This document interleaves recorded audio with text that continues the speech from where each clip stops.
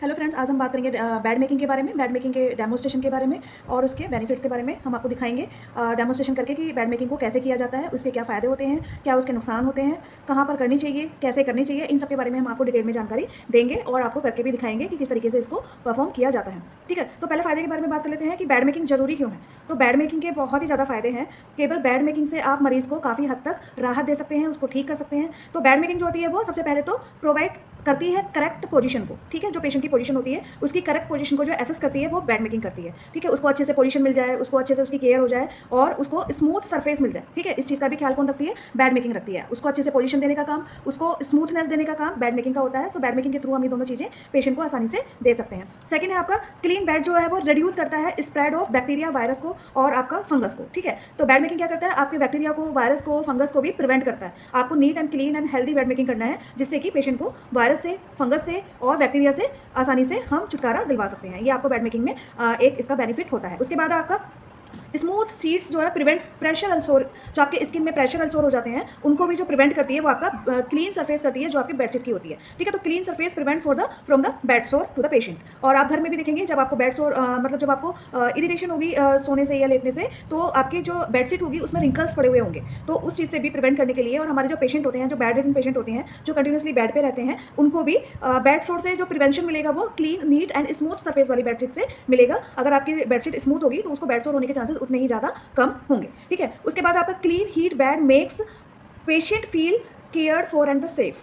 ठीक है, तो क्लीन जो होता है, क्लीन हीट बेड जो होगा वो क्या करेगा? पेशेंट को श्योर करेगा, किस चीज़ के लिए श्योर करेगा? कि उसकी केयर हो रही है और उसकी सेफनेस के लिए उसका ख्याल रखा जा रहा है। ठीक है, इस चीज़ के लिए जो पेशेंट को आपका जो है वो देखेगा कि आप उसका ख्याल रख रहे हैं या नहीं रख रहे हैं, उसकी ठीक से केयर हो पा रही है नहीं हो पा रही है। ये भी आपकी एक केयर का एक पार्ट होता है कि आपने अच्छे से बेडशीट किया है, अच्छे से उसके रिंकल्स निकाले हैं, आपने सब कुछ अच्छे से किया है, तो वो पेशेंट को हेल्दी लगेगा, अच्छा लगेगा और वो देखेगा कि पेशेंट को, आपको पेशेंट की केयर के लिए थोड़ा सा सीरियसनेस है, आप उसको चाहते हैं कि वो सही हो जाए। तो उसमें भी पेशेंट का कॉन्फिडेंस लेवल और आपका कॉन्फिडेंस लेवल जो है वो बिल्ड होगा। उसके बाद है well made bed improve quality of sleep.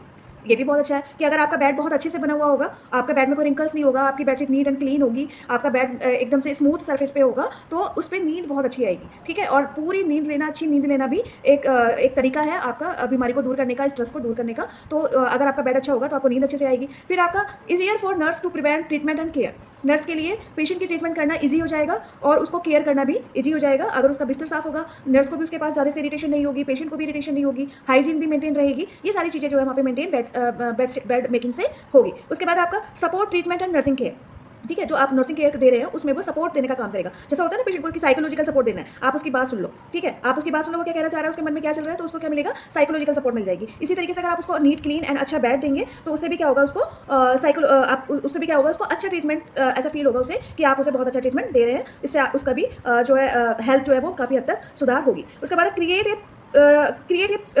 Present environment कहेंगे या उसे प्लेजेंट इन्वायरमेंट। ठीक है, वहाँ पे कैसा इन्वायरमेंट क्रिएट होगा? एक अच्छा इन्वायरमेंट क्रिएट होगा, एक प्लेजेंट इन्वायरमेंट वहाँ पे क्रिएट होगा। तो इन्वायरमेंट को अच्छा करने के लिए भी आपको बेड मेकिंग करना आना चाहिए। ठीक है, ये हमारे कुछ मेन फायदे थे जो कि बेड मेकिंग से हमें हो रहे थे और पेशेंट का हमारे साथ IPR मेंटेन हो रहा था और पेशेंट को हम अच्छे से केयर कर पा रहे थे और काफ़ी सारी बीमारियों से, सीरियस कंडीशन से हम उसको प्रिवेंट कर पा रहे थे। किसके थ्रू? बेड मेकिंग के थ्रू। इन शॉर्ट में कहेंगे तो कंफर्ट फॉर द पेशेंट हम बेड मेकिंग करेंगे। ठीक है, इन्फेक्शन प्रिवेंशन के लिए बेड मेकिंग करेंगे, प्रिवेंट ऑफ द बेड सोर के लिए हम बेड मेकिंग करेंगे, बेटर स्लीप के लिए हम बेड मेकिंग करेंगे कि उसे अच्छे से स्लीप आ जाए, पॉजिटिव इन्वायरमेंट के लिए हम बेड मेकिंग करेंगे कि उसको एक पॉजिटिव इन्वायरमेंट मिल जाए। उसके बाद easy care of the nurse. ठीक है, नर्स की केयर को इजी बनाने के लिए, आसान बनाने के लिए भी हम बेड मेकिंग करेंगे। आइए आपको लेकर चलते हैं डेमोस्ट्रेशन की तरफ कि बेड मेकिंग करते कैसे हैं, उसके लिए क्या क्या इक्विपमेंट की जरूरत होती है। तो सबसे पहले आपको सीट होगी, जो जरूरत होगी वो होगी बॉटम सीट की। उसके बाद आपको मैकिंटोश चाहिए रहेगा, इसके बाद आपको ड्रॉ सीट चाहिए रहेगी, फिर आपको टॉप सीट चाहिए, उसके बाद आपको ब्लैंकेट चाहिए, उसके बाद आपको काउंटर सीट चाहिए, इसके बाद आपको चाहिए 2 पिलो, उसके बाद आपको चाहिए 2 हॉट वाटर बॉटल, इसके बाद आपको चाहिए एक एयर कुशन।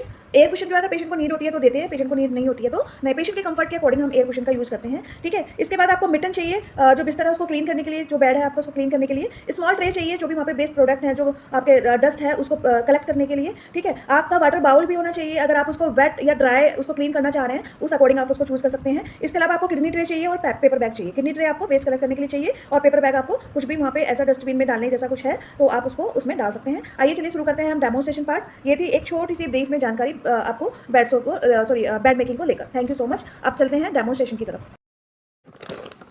देखिए बात करते हैं हम बेड मेकिंग की शुरू करने की। तो सबसे पहले क्या होगा, हमारे पास जितने भी हमारे ऑर्नामेंट्स होंगे, रिंग्स वगैरह, चूड़ी वगैरह, वो सब रिमूव कर देंगे। उसके बाद हमारे बाल अगर खुले होंगे तो उन्हें हम टाई अप करके उसका बन बना लेंगे, उसका जूड़ा बना लेंगे।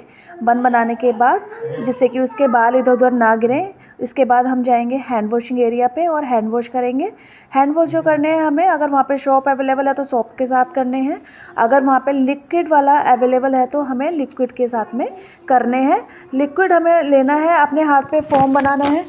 फोम बनाने के बाद हम उसको अच्छे से हाथों पे स्प्रेड करेंगे, फिर palm to palm, back of the palm, फिर हम नक्कल्स करेंगे, फिर हम आप दोनों हाथों के नक्कल्स करेंगे, थंब करेंगे, उसके बाद हम नेल्स करेंगे। नेल्स करने के बाद हम पूरा जो है वो रिस्ट तक करेंगे और उसको हैंड को पानी के साथ में क्लीन करेंगे। क्लीन करने के बाद हमने सारे स्टेप्स फॉलो करे हैं और ये सारे स्टेप जो है हमें आपके 40 सेकंड से लेके 1 मिनट के अंदर करने हैं। आपका जो नॉर्मल हैंड वॉशिंग होता है वो 40 सेकंड से लेके 1 मिनट तक का माना जाता है। इसके बाद हमें ये एयर ड्राई करने हैं, ये क्लीन टॉवल से क्लीन करने हैं। इसके बाद हम शुरू करते हैं बेड मेकिंग। तो अब देखिए, बेड मेकिंग करने से पहले आपको पता है बेड मेकिंग क्यों करी जाती है। अभी हमने स्टार्टिंग में डिस्कस किया, आपको पेशेंट को कंफर्ट देने के लिए, इन्फेक्शन को प्रिवेंट करने के लिए, है ना, प्रिवेंशन, बेड सोर से प्रिवेंट करने के लिए। अब हम बात करते हैं क्या क्या सामान की ज़रूरत होगी। तो देखिए, इसमें आपको ज़रूरत होगी एक बॉटम सीट की, ठीक है, मैकिनटोश की। इसके बाद ग्लव्स आपको चाहिए रहेंगे। ग्लव्स जो एक आपका अटेंडेंट होगा आपके साथ में जो करा रहा होगा उसके लिए, और एक आपके लिए। एक मैकिनटोश आपको चाहिए। मैकिनटोश के बाद आपको चाहिए आपको मैकिनटोश चाहिए ताकि कोई बैड चीज़ ना लगे। इसके बाद आपको चाहिए एक ड्रॉ सीट, ठीक है, एक आपको चाहिए उसके बाद टॉप सीट, और आपको चाहिए एक ब्लैंकेट। ब्लैंकेट के बाद आपको चाहिए एक काउंटर सीट, और इसके बाद आपको 2 पिलो चाहिए, और फिर हॉट वाटर बॉटल चाहिए 2, एक एयर कुशन चाहिए आपको। एयर कुशन के बाद मिटन क्लॉथ चाहिए जिससे आप क्लीन करेंगे सारा एरिया। इसके बाद स्मॉल ट्रे चाहिए आपको, जितना भी वेस्ट होगा उसको कलेक्ट करने के लिए। इसके बाद आपको एक बाउल भी ले सकते हैं आप, कि आपको जो है वो बेड क्लीन करना है या ड्राई क्लीन करना है, ठीक है। किडनी ट्रे और पेपर आपको चाहिए। इतना सामान आपको बेड मेकिंग के लिए आपके पास अवेलेबल होना चाहिए। ये देखिए, ये हमारा मिटन है, मिटन बनाने के लिए। तो हमने हैंड वॉश अभी आपके सामने कर लिए हैं। इसके बाद हम ग्लव्स को वियर करेंगे। साथ ही हम आपको ग्लव्स को वियर करने की टेक्निक भी बता देते हैं, किस तरीके से वियर को ग्लव करना है, ग्लव्स को वियर करना है। तो देखिए, इसको अभी, क्योंकि ये जो प्रोसीजर होता है वो स्टेराइल प्रोसीजर नहीं होता है, क्लीन प्रोसीजर होता है।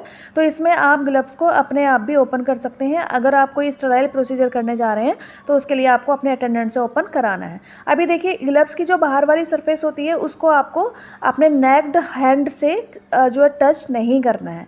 मतलब आपके हाथों से बाहर वाली सरफेस को टच नहीं करना है। अब आपने एक हाथ में ग्लव्स पहन लिया है तो दूसरे ग्लव्स को आप अंदर की साइड से टच करेंगे, उसको आप बाहर से टच कर सकते हैं, क्योंकि आपका जो ग्लव है वो क्लीन ग्लव है, स्टेराइल है, लेकिन उसको अंदर की साइड से टच नहीं करना है। तो आप जब पहला ग्लव वियर करेंगे तो उसको आप केवल बाहर से टच नहीं करेंगे, अंदर से करेंगे। और जब आप सेकंड हैंड का वियर ग्लव्स करेंगे तो आपको वो ग्लव जो है वो ऊपर से टच करना है, अंदर की सरफेस से टच नहीं करना है। इस तरीके से हम ग्लव को वियरिंग करते हैं, जिससे बाहर के इन्फेक्शन अंदर ना जाए, अंदर का इन्फेक्शन बाहर ना आए।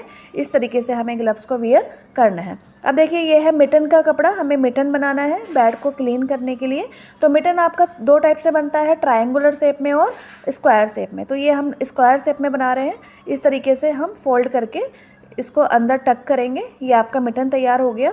मिटन के बाद हम पहले जो आपका मैट्रेस होगा, जो बेड पे मैट्रेस होगा आपका, उसका पीछे के एरिया को क्लीन करेंगे। उसके पीछे जो डस्ट होगी उसको क्लीन करेंगे। तो इस तरीके से हम इसको फोल्ड करेंगे और ऊपर से नीचे की तरफ हम इसको क्लीन कर ऐसे लेकर आएंगे। और दूसरी साइड हम नहीं जाएंगे, क्योंकि दूसरी साइड हम टच होंगे तो हमारा जो ड्रेस है वो बेड से टच हो जाएगा। ये केवल आपको दिखाने के लिए है। हमारा जो दूसरा अटेंडेंट होगा वो दूसरी साइड से उसको क्लीन करेगा, ठीक। इसके बाद देखिए, दूसरा सरफेस ले लेते हैं। दूसरा सरफेस भी हम ऊपर से नीचे की तरफ को क्लीन करेंगे, और इसके जितना भी डस्ट होगा, जितना भी वेस्ट मटेरियल होगा, वो सब बेड पे आपका एक जगह पे कलेक्ट हो जाएगा। और जब वो एक जगह पे कलेक्ट हो जाएगा तो उसको हम उसी मिटन की हेल्प से देखिए जितना भी ये वेस्ट प्रोडक्ट यहाँ पे इकट्ठा होगा दोनों तरफ क्लीन करने के बाद उसको हम एक किडनी ट्रे में कलेक्ट कर लेंगे इसी मिटन की हेल्प से। आप देखिए ऊपर की सरफेस को हमें किस तरीके से क्लीन करना है, तो ऊपर से नीचे की तरफ आपको लेकर आना है मिटन से, और अगर आप फिर जो आपका लेग साइड का एरिया होता है उससे भी आप उसको लेकर आ सकते हैं, इसको भी आप किडनी ट्रे से कलेक्ट कर सकते हैं। इसके बाद आपका लगाई जाती है सबसे पहले बॉटम सीट, इसको हम बॉटम सीट बोलते हैं। 6 लेयर में इसकी तय होती है, उसको खोलते हैं। खोलने के बाद हम उसको फैलाएंगे। फैलाने के बाद हम इसको अच्छे से प्लेस करेंगे आपके मैट्रेस के ऊपर। इसके बाद मैट्रेस के ऊपर प्लेस करने के बाद आप इसको टक करेंगे और इसमें ट्रायंगुलर शेप बनाते हुए आप इसको जो है टक करेंगे। ट्रायंगुलर शेप इसलिए बनाते हैं जिससे कि आपका जो बेड शीट है वो अच्छे से टक हो जाए और उसके जितने भी रिंकल्स हैं वो सारे निकल जाएं, और वो जब पेशेंट इस पर बेड पे एडमिट हो तो वो जो बेड शीट है उसके बैठने से इधर उधर जो है वो ना खिसके और वो एक ही जगह पे एडजस्ट रहे। तो देखिए इस तरीके से हम इसका जो है वो ट्रायंगुलर शेप में इसको टक करके लगाएंगे और इसको पूरी की पूरी बेडशीट को अच्छे से टक कर देंगे, और दूसरा कॉर्नर जब आएगा उसको भी हम इसी तरीके से ट्रायंगुलर शेप में टक करेंगे। ट्रायंगुलर शेप इसका बनाएंगे और अंदर की साइड इसको टक कर देंगे। ये बेडशीट जो होती है पेशेंट को प्रिवेंट करती है इधर से उधर, ये जो इसमें रिंकल्स नहीं पड़ते हैं आपको ऐसे टक करने से, और पेशेंट को एक कंफर्टनेस फील होता है, अच्छे से टक होती है, नीट एंड क्लीन दिखाई देती है। तो देखिए ये देखिए इस तरीके से हम इसके कॉर्नर को बनाएंगे और अंदर टक कर देंगे, इस तरीके से इसका शेप आना चाहिए। इसके बाद हम इसमें लगाएंगे मैकिन्टोस। मैकिन्टोस जो होता है हमेशा रोल करके लगाया जाता है, रोल करके मैकिन्टोस लगाते हैं। अगर आप इसको फोल्ड करके लगाओगे तो उसमें क्रैक्स आ जाएंगे और जिस पर्पज़ से आप इसको लगा रहे हैं वो पर्पज़ सॉल्व नहीं हो पाएगा। जो भी पेशेंट का वेट मटेरियल निकलेगा, ब्लड हो, यूरिन हो या कोई भी ऐसा लिक्विड पार्ट हो जो पेशेंट का निकल रहा है, तो वो आपके मैट्रेस तक और आपका जो बॉटम सीट है वहाँ तक ना जाए, इसलिए आप ये जो है वो प्लेस करते हैं मैकिन्टोस। इस बात का आपका ध्यान रखना है, जो मैकिन्टोस होता है वो हेड एरिया से 12 इंच पर या 30 सेंटीमीटर की दूरी पर लगाया जाता है। इसके बाद हम लगाएंगे ड्रॉ सीट। ड्रॉ सीट जो होती है मैकिन्टोस आपको पता है वो प्लास्टिक टाइप का या रबर का होता है, तो उस चीज़ को कवर करने के लिए जिससे कि पेशेंट को इरिटेशन ना हो ऊपर से हम ड्रॉ सीट लगाते हैं। और ड्रॉ सीट लगाने का जो एक और पर्पज़ है वो है कि जितना भी वेट एरिया निकलेगा, जितना भी लिक्विड वहाँ पे निकलेगा, वो लिक्विड जो है अगर मैकिन्टोस पे डायरेक्ट निकलेगा तो वो उसको सोक नहीं कर पाएगा, तो इसकी जो ड्रॉ सीट होगी वो उसको सोक कर लेगी और पेशेंट को हार्म होने से बचा देगी। इसके बाद हम यूज करते हैं टॉप सीट।